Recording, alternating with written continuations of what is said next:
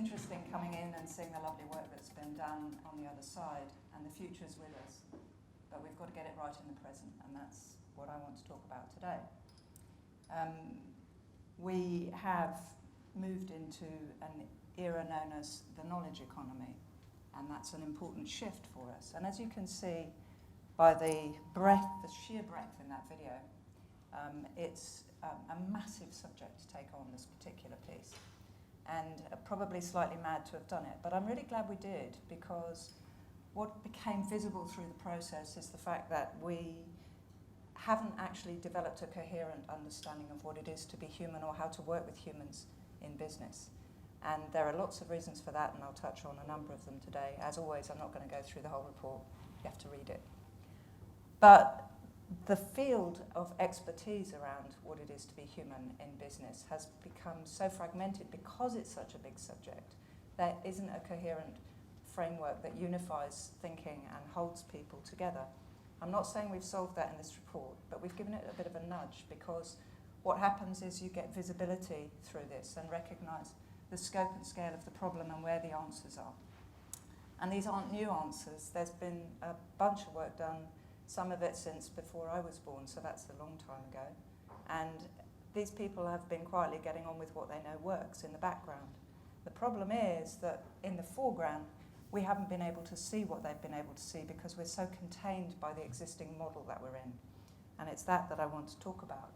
We have moved into a knowledge economy, but we've got to make that second shift into an era of wisdom. I would like to have coined this, I didn't. One of those people I was talking about did. A guy in South America who's been 30 years worth of work and doing all the things I'm about to tell you should be doing already. But where we've come from is the age of being rational.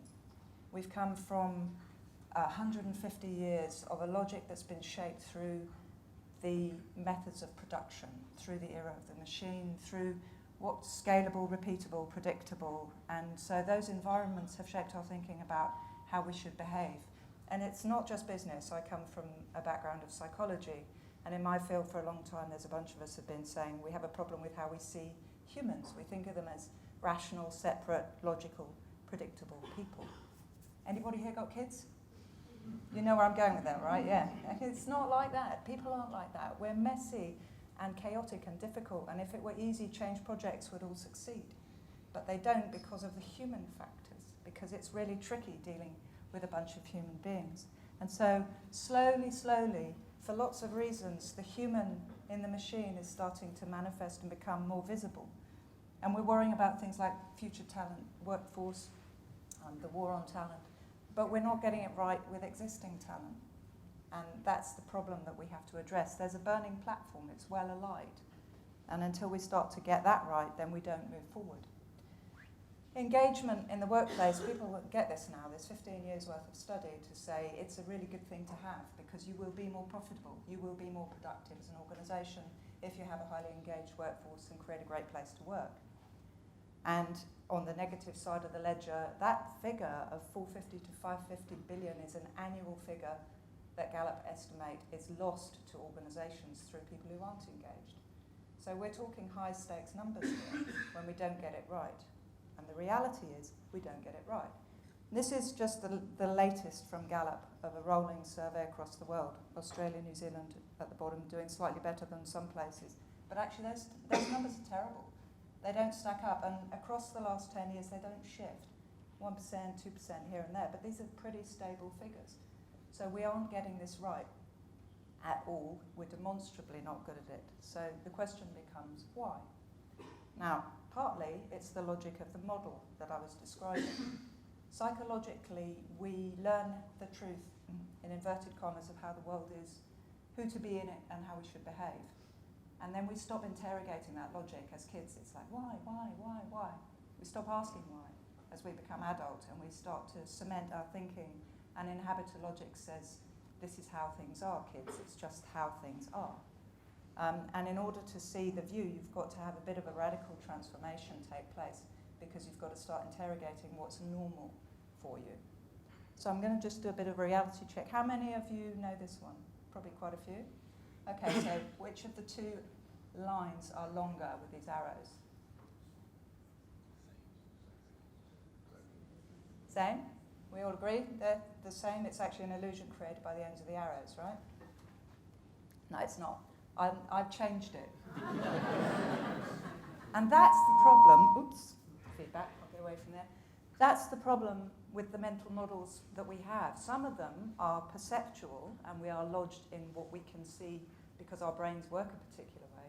And some of them are cultural. We've been taught things are a certain way.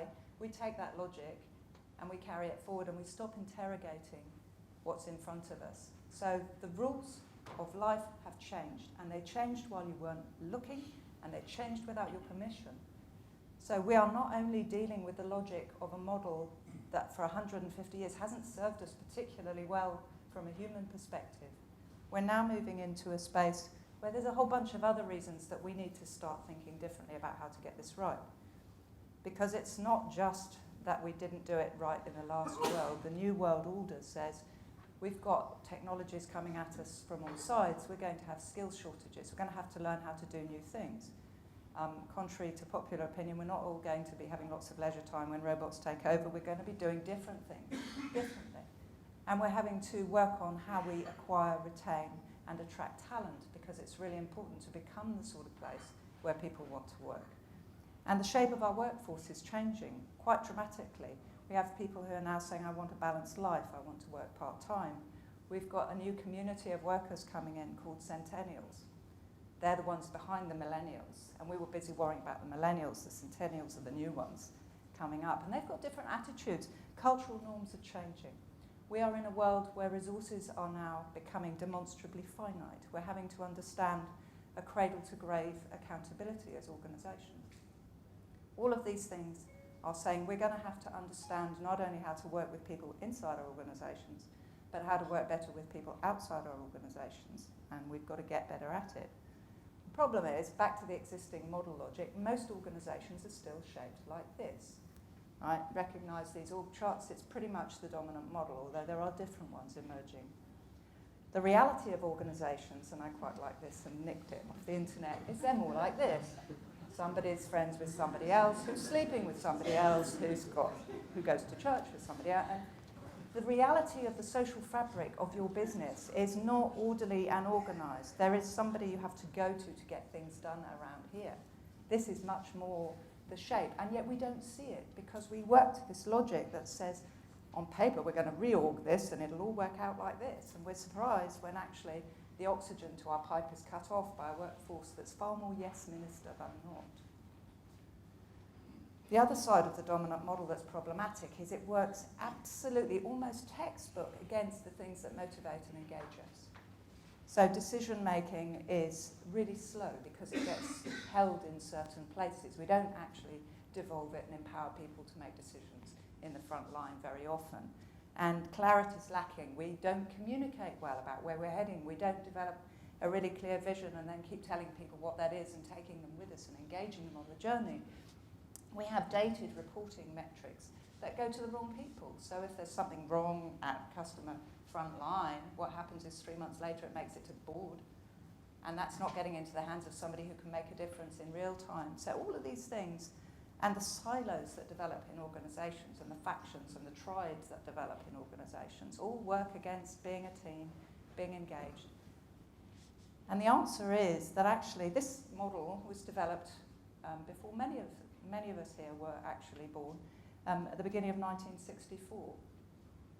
And it's still true today. The things that motivate us are to have autonomy, to be able to make decisions that matter in our roles, and to be able to recognise what it is we need to do without having to wait for somebody's permission to do it.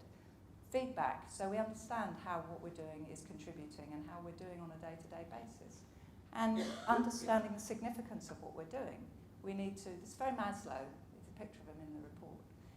It's the stuff that lets us know that what we're doing matters, that there's meaningful quality to what it is we are doing. We're not just turning up to make money for somebody every day. These are really basic human drivers of engagement, and yet we continue to work against them. It's fascinating. And the organisations that outperform other organisations, it's all sitting basically in the same areas. They're really clear about their vision, they communicate what they're there and they're trying to achieve, they empower their people, they're really good at team, It's really textbook stuff, and again, we struggle to do it.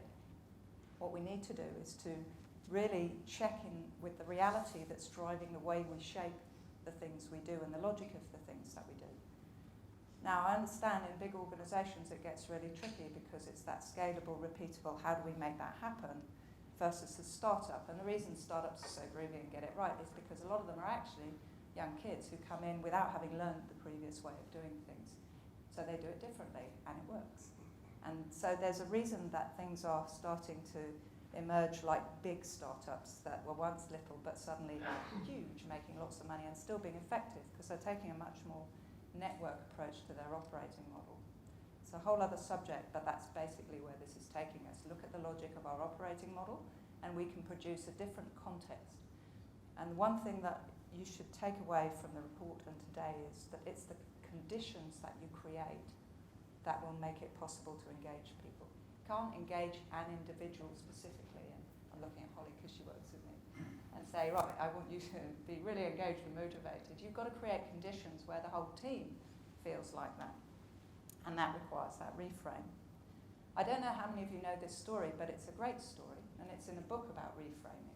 There was a group of people in New York sitting out on the balcony having dinner together, very relaxed, and then a gunman came in and said that he was going to rob them and held the gun to the head of the 14-year-old daughter that was sitting at the table. Now, if that isn't a pretty radical situation to even attempt to reframe, I don't know what is. But one of the guests must be a remarkable woman. Her name was Cha-Cha. And she looked at the gunman and she said, we were just finishing dinner and about to have a glass of wine. Would you like to join us? And the gunman, somewhat taken aback, said, well, yes, okay, and took a glass of wine. And then they said, damn, this is really good wine. And it must have been really good wine. And then had another glass of wine and some cheese when they offered it to him. At which point he said, you know what, I think I've made a mistake. Can I have a hug? This is a real story. And so one by one, the dinner guests got up and gave the guy a hug. And then he said, can I have a group hug? And so they all gave him a group hug. They were willing to do anything at this point, right? But they all gave him a group hug, and then off he went. Nobody harmed, nothing taken, and even the glass that he walked out with was intact in the alleyway behind the house. That was a radical reframing of a situation to extraordinary effect. And the reason the authors included it in a book about organisations is that level of radical is required of us if we're going to understand that we're in the second bowl with the coral reef, not the first bowl, where there's nothing much going on, a much more human world that we can inhabit. And there are some very fundamental things that we should be interrogating about how we do things in our organisations, the processes through which we let decisions get made. It stops being as scary if you start to analyse the social situation, what decisions get made in the organisation, who makes them, and then how you might change that. A lot of times we don't do the social analysis that gives us the information we need to feel actually much more confident about changing the way the model works. But the point is they see us very differently, and I don't know how many of you are old enough to remember thinking that your parents and your grandparents in the workplace were a bit like that, extraordinarily old, out of date, and what the hell did they think they knew about the world because we knew everything. And this crew that are coming in, sure, they need a bit of wisdom. Absolutely, they need the years of experience that we call intuition. That means you can make really smart decisions and understand how to do things. But at the same time, we need their freshness, and we need their way of seeing the world differently in order to bring those two things together into what Derek was talking about, that collision that makes new things possible. Because if we don't, we are very much in danger of becoming irrelevant going forward. So what does an age of wisdom actually look like? Well, it means that we start to develop a human operating model. And again, the framework for this is there, it's available. It's just really tricky to actually start to think about how to do it. But I think starting by having a conversation about how it might work within your organisation and the benefits of it is a very good place to start. So those things like communication, creating high engagement by telling people what you're trying to achieve and letting them have some input into that journey and listening to their opinions. Frontline people will tell you so much about what you need to do within your organisation. And having that constant, always on tap of insight in this era where data is now becoming so freely available to us, being able to use that in really productive ways, not in the old ways of feeding reports to an exec who aren't exposed to the day-to-day, but actually creating tributaries that go into the line of what's being done day to day and makes it powerful for people who are actually doing the job. And anchoring things in a values framework, it's been never more important in a world where we are less anchored in our cultural certainty than ever, where we don't have those old certainties of village, of community, of church all of the time. We need to understand the values framework we're operating to and share that together. Values are not those things you put on the wall, they can become part of the heart of the engine that drives the organisation. And I don't think that's particularly well understood as yet. And that motivation that comes through challenge. I loved listening to somebody talking about the fact that it's okay to challenge. You don't have to tell everybody they're doing a fabulous job all the time. You can push them. People who go up Everest and have a terrible time getting frostbite and all manner of disasters, losing colleagues on the way up, don't come back down going, oh my God, I'm never going to do that again. It was terrible. They love the challenge. People like to be pushed, and that doesn't mean go out and push your workforce. It just means understand motivation isn't about the big check at the end of the month. Money isn't the motivator we thought it was. It's actually about feeling like you're making a real contribution of value, that what you're doing has worth both inside and outside the organisation. So the framework's there, and the report gives you a tool to maybe go back and think about in your organisation how you're doing. But the bottom line is, if we don't get it right now, then we're not going to have to worry about the future workforce. So today is the time to focus on how to create an engaging workplace.